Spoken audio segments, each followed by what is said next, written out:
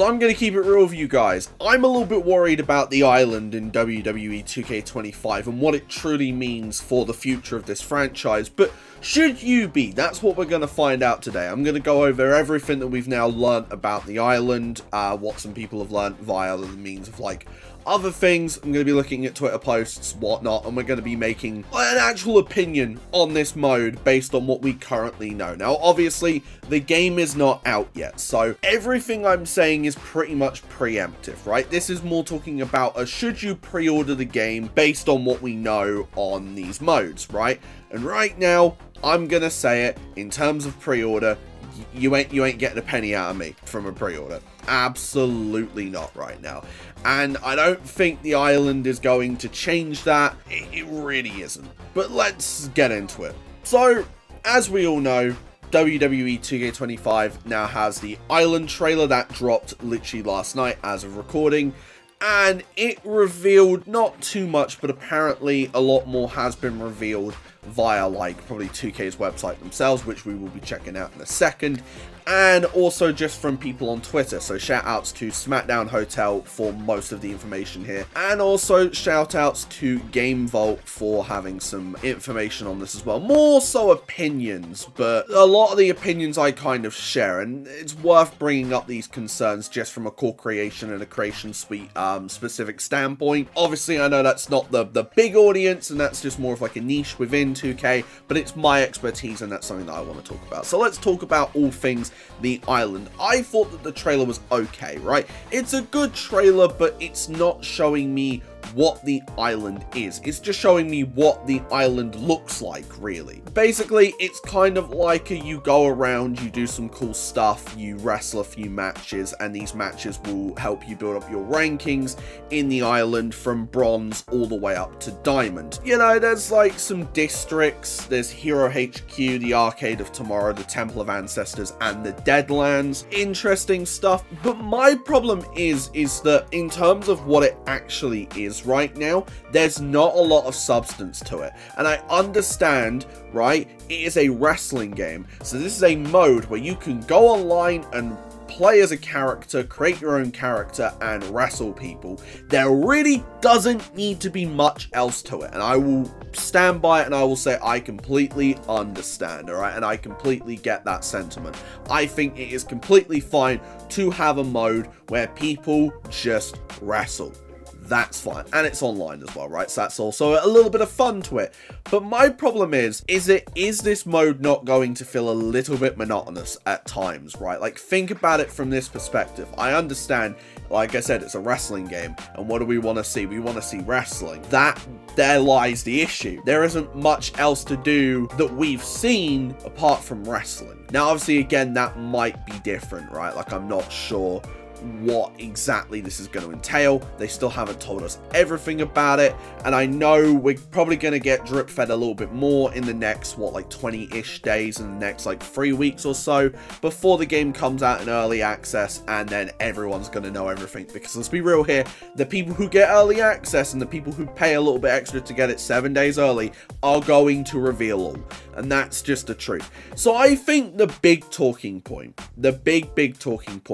is the customization options within the island mode. Now, obviously, I'm going to say this now. What I think this is going to be a case of is that the island character that you make is going to be completely separate from any other creation suite, right? So, like, this isn't necessarily a thing where if you create this character, it will not only take up a slot in your creation suite, but then you can't use it for anything else, because there apparently are limitations on what you can do with the created superstars. Now, I don't know where this is coming from. It sounds like you can't use custom images on a character in the island. Now, is that the biggest deal? No, not really. You know, like, at the end of the day, people who make calls and whatnot are going to be able to make cool stuff without using custom images anyway, right? That's fine. I think the biggest thing is that this is worrying people a little bit about, is there going to be an image uploader? And, you know, so Game Vault is a little bit worried. Obviously, again, we say this like every year. A little bit worried that we might not have the image uploader at all in this game. I don't see that being a thing. This would be massive though, and I'm sure people who run universe modes and whatnot, and core universe modes and create characters and whatnot, this is a big deal breaker. I don't think it's going to be that deep. Alright, I'm actually going to give 2K credit for once here. I don't think it's going to be that deep. But, obviously, there is a length of concern, right? When they first mentioned that they were tweaking the creation suite back in 2k22 or 23, where they really started to revamp the creation suite, we were all worried that, like, face textures were gone, because we finally had a face texture feature in the game. But no, that was just kind of like a thing where people were just panic stations, right? And again, that's completely fine, but we are known as a community to get a little bit panicked when stuff like this happens, and I think it's fine. I doubt that they're going to get rid of the image uploader, but it's fine. But let's talk a little bit more about the creation process in the island. This is like the big thing for me personally. It's like the create a superstar, or they're calling it the my superstar, right? It's not a create a superstar, it's a my superstar for the specific mode. So you get cosmetics, you have to grind to get most of them, they're all in stores, and obviously you have to probably win matches and do special tasks and probably complete missions and whatnot to get VC to unlock this stuff. Now this is where the interesting stuff comes in, right? Because you've got like Chalkline, you've got like Jordans are in the game now, Nike in general, Puma, you know, WWE shop, right? There's all of these accessories, and my brain is saying, would a core creator actually want most of this stuff in the base game anyway? And I think, to a degree, yes, because, you know, if you're making like a core universe mode or even just a universe mode in general, some of these items would be really nice to have in Street Gear. However, we're a talented bunch, you know, the community is an incredibly talented community. I'm sure that you guys could recreate the stuff from the island onto the game that doesn't require a VC grind, and you can actually use it whenever. It does say that once you unlock an item in the island, it will also be available in the main game as a Create a Superstar part. This is where I think things are going to be interesting for the people who are on PS5 and Xbox Series X, and this is why I advise you to be very careful if you're running like a core universe mode or whatever, or if you're someone who actively downloads a lot of characters from community creations and you are on those newer gen consoles.